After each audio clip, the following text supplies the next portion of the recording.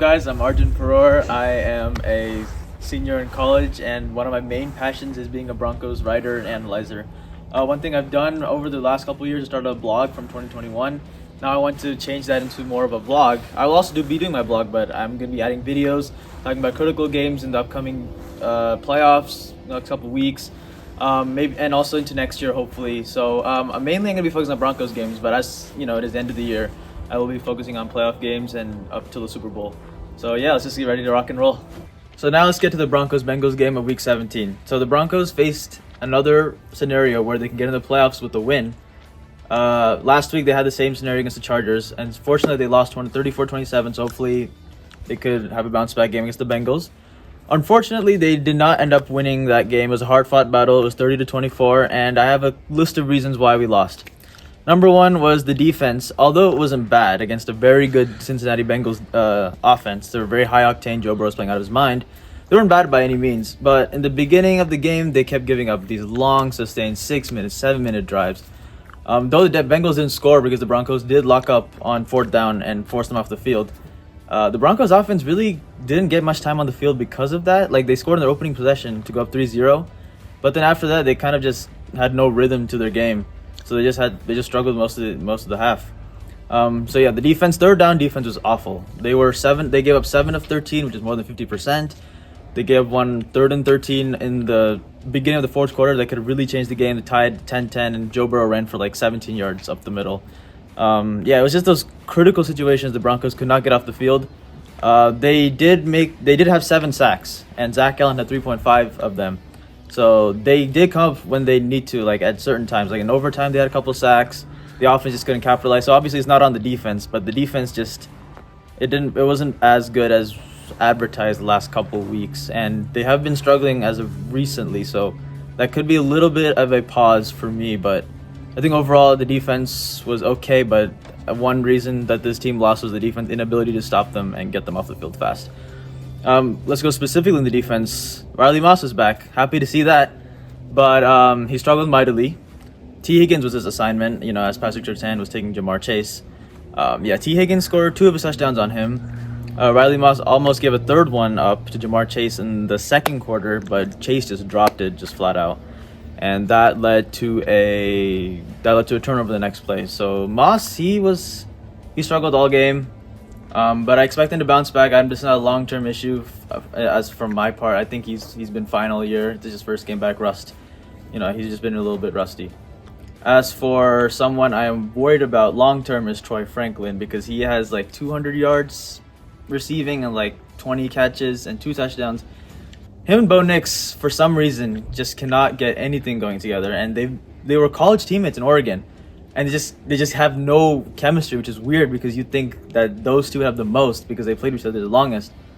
But they can get nothing going. Like anytime Bo targets Troy drops it or Bo overthrows him. Like one example was in overtime to really seal the game. It was on 3rd down. Bo could have thrown it up to Troy Franklin for a deep gain and run the clock out, even for us to even end in a tie for us to help clinch the playoff spot. He overthrew him. It's just not working well for this for the duo. And that's what's one issue. Another issue was the Broncos offense as a whole just absolutely stalled in overtime. I'm not exactly sure why, because they were so good in the fourth. They scored 2 touchdowns in the fourth, one of them on a game-winning drive with 1:29 remaining. It was really impressive to watch, but for some reason in overtime they just got uber conservative. They couldn't get anything going. They had 6 yards on 6 plays in overtime, which is it's not very good. And when you give the Bengals offense chance after that, they're gonna eventually score, and that's what they did with a minute left in overtime. But now the final thing I want to really talk about in this game, and it's not really a reason why we lost, but one thing I was considering is we should have gone for 2 at the end when we scored 23-24. When we're down 23-24, because look, the entire game, it felt like the Bengals had the upper hand. They kind of led us in the game. There were drops. They got stymied on 4th down. Obviously, we get some credit for that. But it just felt like they kept us in the game, and we took our opportunity to get back in the game. But when you score a game-tying touchdown with like 8 seconds left, as Bo Nix did to Marvin Mims in double coverage, you kind of just carry that momentum, and you want to just end the game right there. I don't think you want to take your chances in overtime, especially in Cincinnati against Joe Burrow. It's just I don't know. I don't like your chances. Even though the defense did get us a couple stops, which surprised me. I just think you ride that momentum and you just decide then and there, let's end the game right there. If you lose, you lose. If you win, great. You're in the playoffs. So yeah, in hindsight, it's easy to say that you should have went for it because we ended up losing. But I think in that moment, you just ride the wave. And like when you're a team that kind of is hanging on and you feels like you got lucky to get in that position, you just take the 2-point conversion and see what happens. So yeah, those are I think the reasons why we lost that game. But there is a bright spot, obviously, and that's the improvement of Bo Nix. And since his weeks 1 and 2 to what he is now, it's a drastic improvement. Like his footwork looks better. He's more calm in the pocket. Obviously, he's bounced around in the pocket like unnecessarily here and there, but he's still a rookie. He's still learning on the job. But my God, that final drive with a minute 30 remaining, he led this team down to tie the game, and that's all you can ask for a franchise quarterback. Like, it's not gonna be perfect. Like in the first half, offense couldn't get anything going. Second half, boom, they scored in the first. They scored in the first drive of the second half. Even the game-winning drive, the previous drive was him throwing an interception, and drive after he tied the game. Like, he has short-term memory. You need that as a franchise quarterback. You can't just let the previous play linger all game. So that was a bright spot.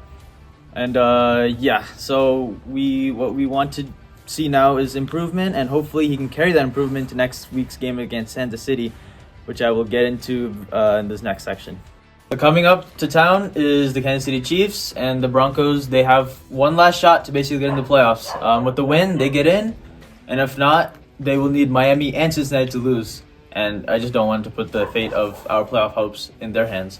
And yeah, with the Chiefs coming to town, though, it's not going to be as difficult as years past, hopefully, because, Patrick Mahomes, Travis Kelce, they'll all be sitting. They locked up the 1 seed on Christmas. So with Carson Wentz starting and some of their backups, you would hope the Broncos can take care of business and end that 9-year drought, get back in the playoffs, and, they will be playing Buffalo, but at this point, just get in. Just get in. That's all. All right. Bye. See you guys.